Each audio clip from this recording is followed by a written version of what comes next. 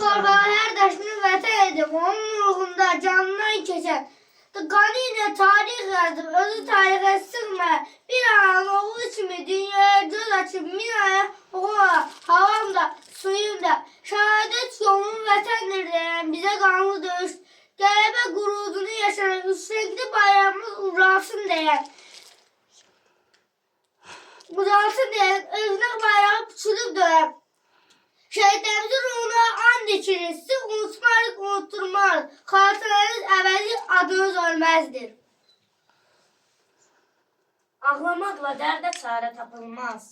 Torpaq basılanda gözləmək olmaz. Qiyamətə şəhid qisası tapmaz. Çətin günlər gəldiyi keçər ötəndir. Murovun o üzü bizim vətəndir. Haylasan qayalar əks edər səsi. İnsana ruh verər gül şəlaləsi. Bulaqların zümzüməsi, nəşəsi unudulmur, yaddan çıxmır. Nədəndir? Murovun o üzü bizim vətəndir. Vaxt gəldi, qələbə çaldı ordumuz. Azadlığa çıxdı doğma yurdumuz. Yenilməz aslana döndü qurdumuz. Dağıldı düşmənin bəndi, bərəsi. Murovun o yüzü bizim vətəndir.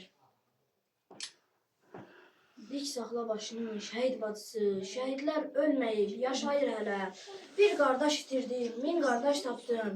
Bütün qeyrətlər qardaşdır sənə. Allah bütün şəhidlərimizi rəhmət eləsin. Amin. Sağ olun uşaqlar. Sağ olun.